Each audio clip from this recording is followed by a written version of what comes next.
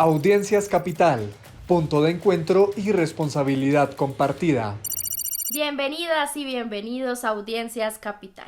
Este es el segundo programa con el cual el Defensor de Audiencias nos convoca para explicar por qué la Defensoría de Audiencias es mucho más que este programa semanal de televisión y por qué nuestro gran reto es convocarles a ustedes a participar con nuestro apoyo en la defensa de la libertad de expresión y el derecho a la información. La semana pasada decíamos que no pretendemos ser el chapulín colorado que defiende a las audiencias de Capital. ¿Pero por qué? Porque estamos convencidos de que ustedes como televidentes y usuarios de nuestras redes y plataformas digitales pueden ejercer veeduría sobre los contenidos de Capital y pueden desempeñar un rol propositivo en la definición de nuestra parrilla de programación. La participación de ustedes es muy importante.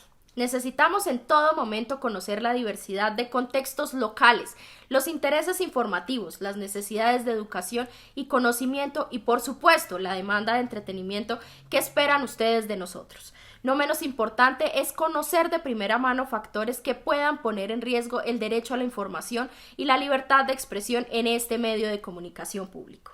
Con ese propósito les compartimos hoy otros momentos del diálogo sobre autorregulación de los medios de comunicación en un entorno democrático. Este evento tuvo lugar en Bogotá, auspiciado por la Agencia Sueca de Cooperación Internacional. En ese diálogo con periodistas de América Latina y el Caribe participaron Consuelo Cepeda, defensora del televidente en el canal RCN, y el profesor Germán Rey, exdefensor del lector en el diario El Tiempo y actual defensor de los oyentes en la Radio Nacional de Colombia. Creemos que al compartir este debate contribuimos a enriquecer la mirada sobre lo que hacemos aquí en la Defensoría de Audiencias, por qué lo hacemos y para qué lo hacemos. La defensora del televidente del canal RCN explicó con un episodio reciente la necesidad de que el conocimiento de las audiencias trascienda las mediciones tradicionales de sintonía.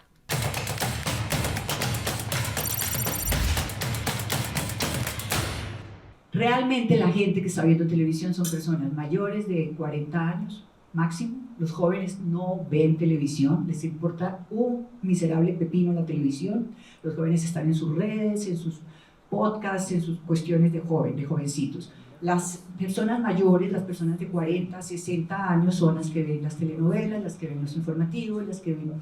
Y otra cosa muy interesante que descubrí un día que me escribieron porque estaban llamando al canal a insultar a las recepcionistas porque estaban repitiendo por 20ª vez Betty la Fea, que volvió a tener el mayor rating de sintonía con la repetición. Estaban llamando a las recepcionistas del noticiero a regañarlas y a insultarlas. Entonces yo dije, miren, por favor respeten a estas niñas, que estas pobres muchachas están ahí contestando para los periodistas y para las noticias. Miren, si tienen que protestar e insultar, mi teléfono es 304-89-1485 y pum, y comenzó esa llamadera. Ya se imaginarán. Todo el país. Pero ¿sabes quiénes me llamaban? No me llamaron ni de Bogotá, ni de Medellín, ni de Barranquilla, de las grandes ciudades, de los pueblos más lejanos y las poblaciones más apartadas del país, donde la gente sí necesita los medios de comunicación tradicionales. Entonces, ahí eso por ejemplo, no lo han medido.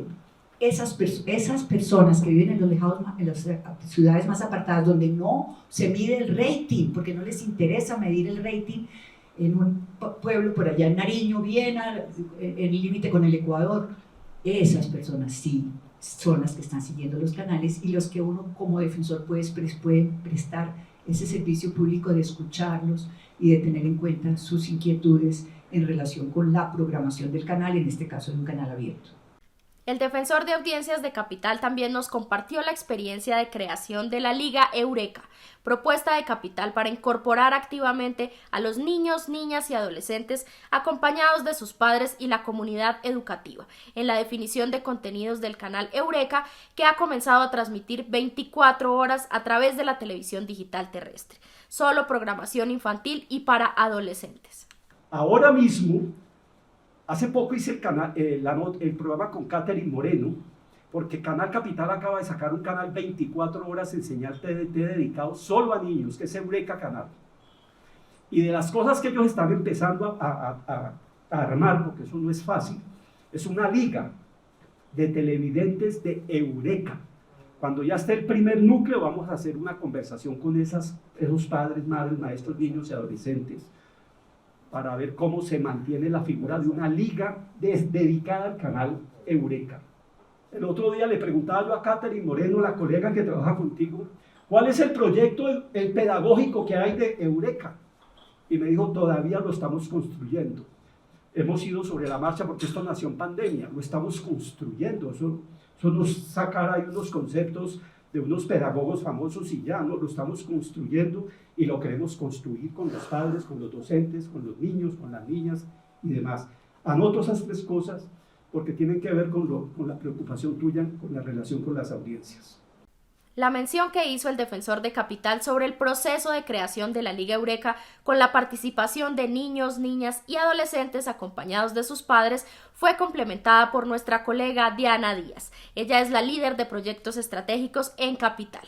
En su intervención, Diana explicó que la programación del canal Eureka está siendo diseñada a partir de los intereses de las audiencias a la que está dirigida, y no solamente contenidos de origen colombiano, sino también producidos en el exterior. Eureka se está diseñando con base en los mismos intereses que los chicos y chicas han manifestado. Entonces ellos quieren un canal donde se pueda hablar de identidad de género, de bullying, de calentamiento global y crisis ambiental, de problemas sociales, de marginación, de inequidad. Entonces nosotros estamos buscando contenidos que le permita a los chicos y chicas, y pues nosotros me refiero a Capital y al equipo de Eureka que está haciendo magia, que le permita a los chicos y chicas tratar esos temas, y también por eso mismo entendemos que es una propuesta que requiere del acompañamiento de todas las instancias de la vida cotidiana de niños y niñas, como los maestros, los padres de familia, porque seguramente va a dar mucho de qué hablar, contenidos como los que estás mencionando. Entonces, se rastrean esos contenidos no solamente colombianos, sino en otros lugares, que además no sean contenidos que sean como gringos precisamente, sino otro tipo de narrativas que abran, expandan el mundo, el universo, la perspectiva de los niños a otras formas de vida, a otras culturas, a otras problemáticas, y aportar desde allí también a la formación ciudadana. Como decíamos en el programa pasado, parte del trabajo de la Defensoría es contarles a ustedes, las audiencias, quiénes, cómo, por qué, para qué y con qué línea editorial, y no con otras posibles, se generan los contenidos que ustedes ven en la señal abierta de televisión o pueden consultar en nuestras redes y plataformas digitales. Es sin duda una meta ambiciosa que requiere mucho más que un programa semanal desconectado del resto de la programación y a espaldas de los intereses y necesidades de ustedes, nuestras audiencias. ¿Por qué te sonó la idea de participar como en esta experiencia de consejera, de una adolescente consejera con la gente que trabaja la programación de Eureka? ¿Por qué? Porque el hecho de poder hablar con personas de mi edad, aconsejarlas respecto a ciertos temas y poderle dar un foco a los adultos en esos temas que ahorita nos interesa a la juventud, es algo muy chévere, muy divertido y que se tenía que empezar a emplear, y que gracias a esto pues se está empleando. Oye, Sarita, tú estás participando en Eureka, en Generación Eureka.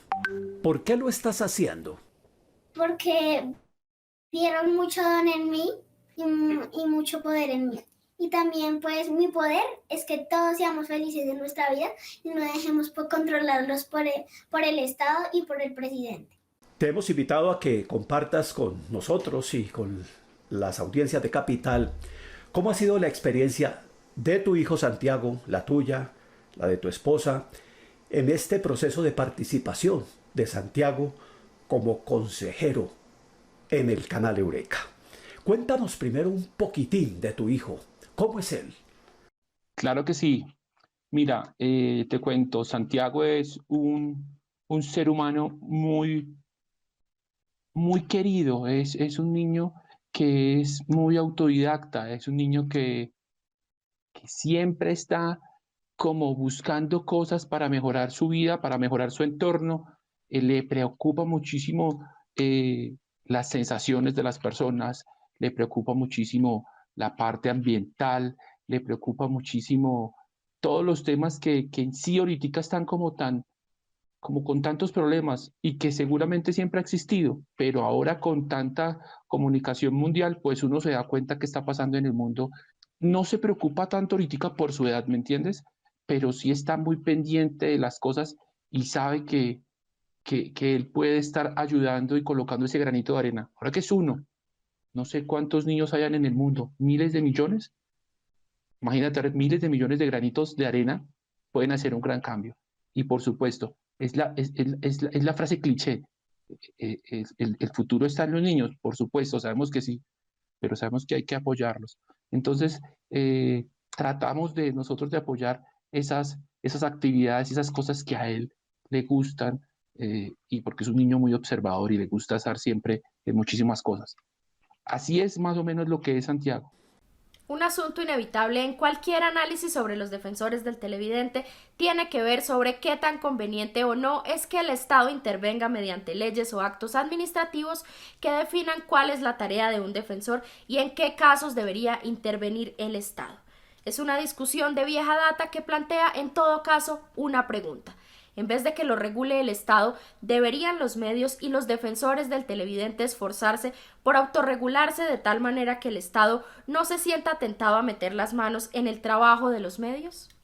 El único caso en Colombia donde las defensorías tienen que ver con una disposición específica jurídica es el de televidentes.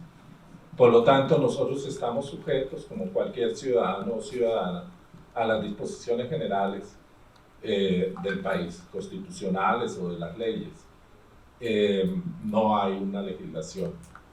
Y no conviene, yo creo, tener esa legislación. Yo creo que cada vez más, precisamente, toma fuerza la necesidad de autorregulación para dejar las leyes a los asuntos fundamentales y más importantes y más de consenso y más de necesidad de la sociedad.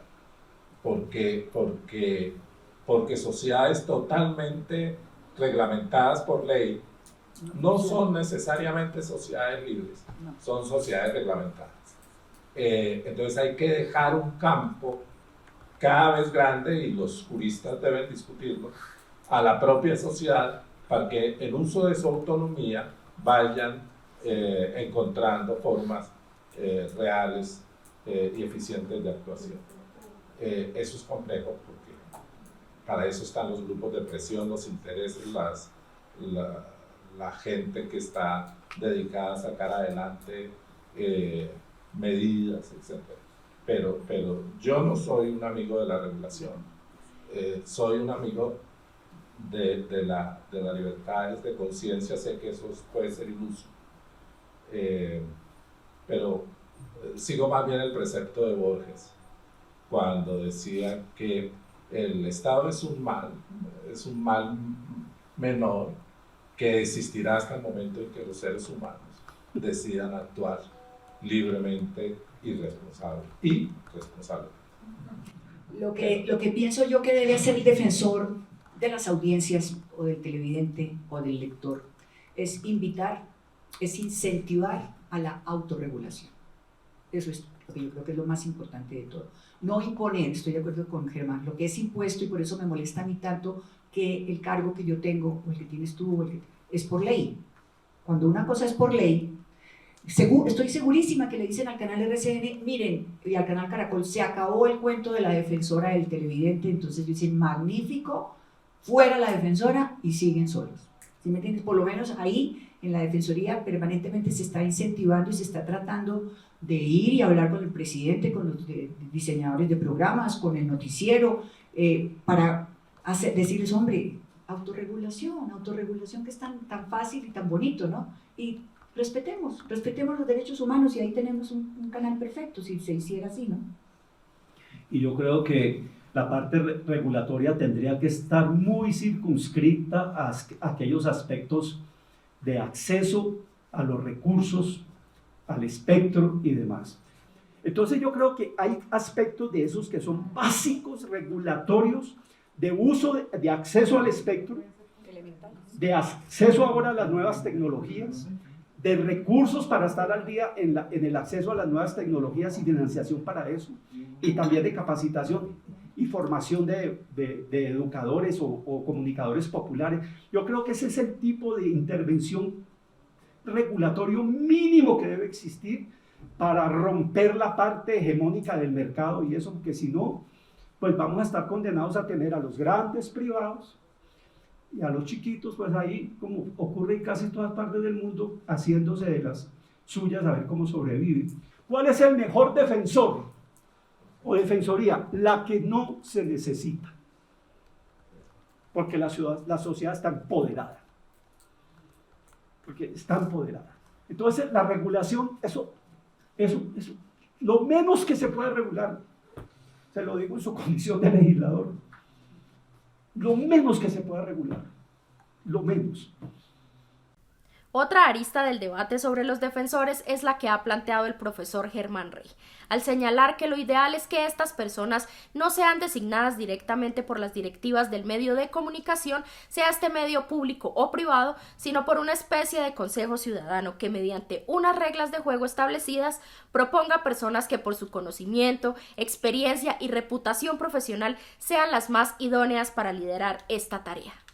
Estoy de acuerdo que lo ideal sería que escojan a la defensor o defensora mediante un proceso abierto de convocatoria pública en el cual quizá intervengan actores externos. En el caso nuestro, por ejemplo, no sé, Nacho, si estatutariamente eso lo permite, pero por ejemplo contar con un checklist, con un ok, nos parece chévere tal persona, desde el lado, por ejemplo, de la FLIP, que una organización como la FLIP, que tiene un equipo excelente de gente capacitada en muchos temas, que conoce, porque no hay un catálogo donde estén los requisitos. Por ejemplo, yo creo que no es lo mismo que sea un defensor, alguien que ha estado en la FLIP, asistiendo a las asambleas, siguiendo los hilos, los debates, a alguien que no ha estado. Ese es un plus. Debería existir unos criterios para que eso sea público y no sea porque la gerente me conoce a mí porque yo fui su jefe y porque cree que tengo un perfil de determinadas características. Estamos pues hablando de cuál es hoy el perfil que debería tener un defensor o una defensora del televidente. Jurista, periodista, investigador y analista de medios, experto en redes y plataformas digitales, o incluso vale la pena preguntarse si se requiere más de un defensor del televidente en un medio de comunicación. Uno, por ejemplo, para la programación que sale en la señal abierta de televisión y otro para las redes y plataformas digitales. Yo me meto con temas de las redes sociales cuando las redes sociales son difundidas por las noticias, por el noticiero. Cuando tú dices, pero ¿por qué publicaron esto si esto no estaba confirmado o si esto es una trampa? Por ejemplo, no sé si vieron lo que pasó en Medellín con este holandés y una influencer que la sacaron a pasear desnuda con ropa interior por una plaza muy visitada por gente, y entonces hablaron del turismo sexual y resulta que lo que la muchachita estaba haciendo era una nota para tener muchos likes como influenciadora, y los periodistas se tragaron el tema y lo publicaron como una noticia. Por ejemplo, en ese caso yo me meto diciendo ¿por qué no investigaron exactamente qué era lo que estaba haciendo esa niña ahí y no colaboraron como idiotas útiles, a hacer que la influencer todavía lograra más likes, porque además fue publicada por el canal de televisión? ¿Qué hace el canal en este momento? Yo me meto cuando hacen ese tipo de cosas, pero hay un curador, hay un equipo de curadores dentro de la redacción de noticias que están recibiendo permanentemente todo lo que llega por las redes sociales y ellos determinan y confirman qué se puede pasar y qué no se debe pasar, qué está confirmado y qué no está confirmado. La velocidad con la que se ha venido transformando el ecosistema de comunicación a nivel global y en particular el impacto que ha tenido sobre el periodismo, el desarrollo de las redes y plataformas digitales están superando la capacidad de los medios para generar contenidos que satisfagan la creciente demanda de información sobre cientos de temas de interés para el público. Con el paso de los años, los medios han competido conquistando nichos específicos del mercado de información, especializándose en el cubrimiento de ciertos temas o diversificando sus contenidos con base en las tendencias o coyunturas locales, nacionales o mundiales. Desde la perspectiva de los defensores, ¿será inevitable que haya más defensores en un medio y cada uno de ellos más especializados en temas específicos? Y yo sí creo que se necesitan defensores para las redes digitales, defensores para la pantalla, defensores para el canal educativo en el caso de Capital, porque eso el universo es muy grande. Y si uno es un buen defensor del mundo digital, uno tiene que entender de esa vaina. No tiene que entender esa vaina. Yo, por ejemplo, sería incluso partidario de que debería haber un defensor exclusivamente para el sistema informativo. Porque yo soy periodista, yo he sido subdirector, jefe de redacción, reportero, todo lo que tú quieras he sido, y yo sé cómo se mueve una redacción. A mí no me van a meter disculpitas, nada. Digamos, yo puedo atravesar un diálogo de pares desde mi experiencia. Debería haber uno exclusivamente para el sistema informativo y otros que se ocupen de otras áreas, de otros contenidos, porque eso requiere conocimiento. A mí, por ejemplo, me da mucho miedo cuando he tratado los temas educativos y de Eureka y todo eso, me da mucho miedo abordar el tema, aunque yo creo que me preparo y estudio y hago lecturas y para ver si hago preguntas que sean pertinentes, pero yo me siento muy inseguro haciendo un programa sobre Eureka. Muy inseguro. Cuando es sobre los temas de contenidos de noticiero, yo siento que navego en mis aguas. Yo creo que eso debería diversificarse, sin duda alguna. Para el profesor Germán Rey, defensor del oyente en Radio Nacional de Colombia, tener defensores específicos como se ha planteado aquí puede resultar algo muy complicado.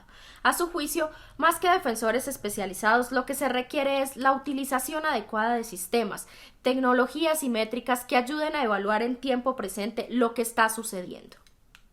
Como es un fenómeno tan reciente el de las redes, tan importante, que está impactando a todos los sectores de la sociedad y de las sociedades en el planeta. Primero, creo que va a llegarse a algunas regulaciones básicas, que va a haber regulaciones básicas, que va a ser difícil ese proceso, pero que congresos, especialmente en la Unión Europea y en los Estados Unidos, van a llegar a algunas definiciones. Uno punto. Segundo, es interesante que en el mundo haya muchos debates, como los hay ahora, sobre el papel de las redes sociales y los efectos de las redes sociales. Esto es una garantía, la sociedad se está preocupando por ese tema. Tercero, tener defensores específicos va a ser muy complicado por lo vertiginoso del flujo de información. Y lo que sí ya hay en este momento son algunos sistemas de seguimientos de algunos temas particularmente sensibles para la sociedad, como por ejemplo argumentos de odio, como por ejemplo discriminación étnica, por ejemplo todo el tema de género. Empieza a haber unos sistemas que significan una inversión muy grande de dinero y de tecnología para hacerlo. Y cuarto, es interesante que las propias nuevas tecnologías, estén dotándose de métricas que ayudan a evaluar en el instante lo que está sucediendo. Yo acabo de recibir ayer un reporte de una persona que entrevista por redes sociales y me estaba dando todo el reporte estadístico de quienes habían participado en una conversación que tuvimos por redes sociales. O sea que ya empieza a haber mecanismos incluso de métricas que permiten algo de seguimiento. Y si se inventan, yo creo que se deben inventar como los suecos inventaron el Ombudsman en su momento, hace muchos años, no fue ahora, un sistema que sea efectivo, que sea eficiente y que sea democrático y que sea realista. Porque el mundo está muy revuelto para que conspiradores, gentes totalmente enloquecidas ideológicamente, empiecen a meterse también en algo que es una expresión también de la libertad humana. No puede haber libertad. La otra cara de la libertad es la responsabilidad. Eso es una moneda en que en una cara está la libertad y por otra cara, sustancial con la libertad, está la responsabilidad. En el marco de esta conversación, el profesor Germán Rey trajo a colación un hecho que es muy importante subrayar aquí. Como canal de televisión colombiano, Capital está en la obligación de mantener la figura del defensor de audiencias, salvo que las normas vigentes fueran modificadas. La Defensoría de Audiencias es un mecanismo que estará al servicio de ustedes los televidentes. Y por eso, mientras el marco legal lo permita, la Defensoría de Audiencias deberá estar con las puertas abiertas a los televidentes y ahora también a ustedes como usuarios de nuestras redes y plataformas digitales.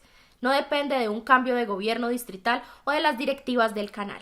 Caso distinto, por ejemplo, a lo que ocurrió en el diario El Tiempo, que mantuvo durante muchos años la figura del defensor del lector, que desapareció cuando hubo la familia Santos, que vendió el periódico al Grupo Planeta de España y luego pasó a ser propiedad del Grupo Sarmiento Angulo.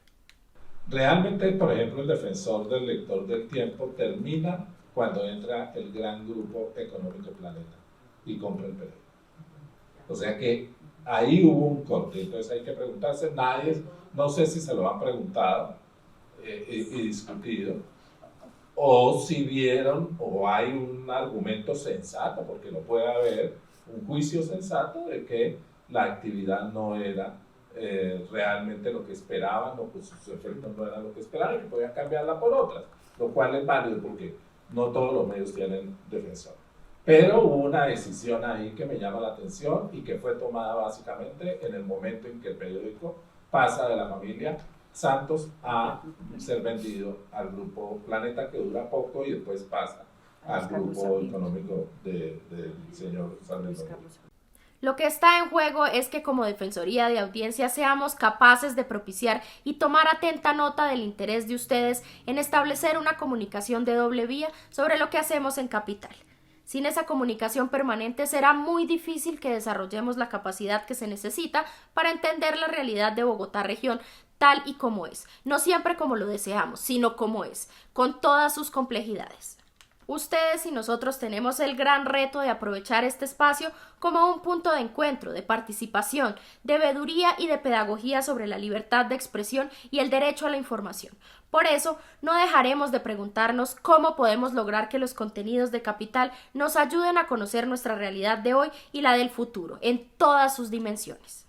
Este año continuaremos contándoles por qué, para qué y con qué línea editorial y no con otras posibles se generan los contenidos que ustedes ven en la señal abierta de televisión o pueden consultar en nuestras redes y plataformas digitales. Y reiteramos nuestro compromiso para servir como mediadores entre ustedes y Canal Capital, para hacer pedagogía sobre la libertad de expresión y el derecho a la información, para analizar casos emblemáticos en los que se definen dilemas éticos, para tomar nota de las preguntas, quejas, denuncias o dudas de las audiencias y transmitirlas debidamente, y sobre todo conversar cara a cara con ustedes, para saber de viva voz y de primera mano cómo nos están viendo.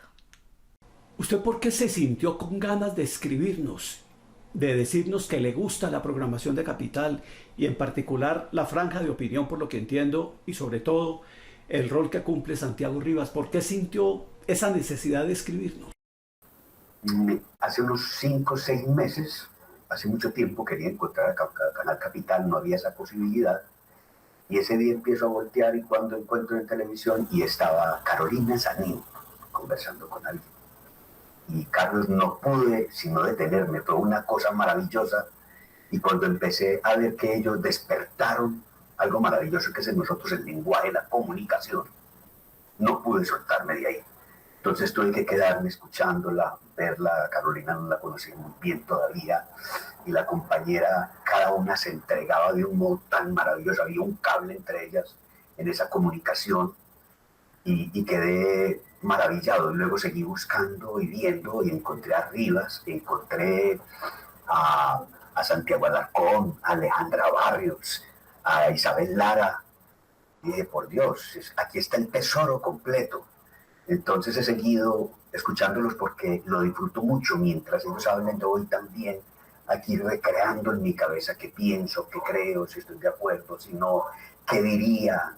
Entonces me tienen maravillado, es una magia de la palabra hermosa. Les esperamos el próximo sábado para seguir compartiendo con ustedes más preguntas y respuestas sobre lo que ustedes y nosotros podemos hacer para que la Defensoría de Audiencias de Capital sea un punto de encuentro, de conversación y de participación efectiva sobre la libertad de expresión y el derecho a la información en este canal de interés público. Nos interesa muchísimo saber qué están pensando, qué se están preguntando, qué propuestas se les ocurren. Escríbanos al correo electrónico defensoría@canalcapital.go.co. Les esperamos el próximo sábado a las 7 en punto de la mañana. Hasta entonces, y por supuesto no olviden pasar la voz.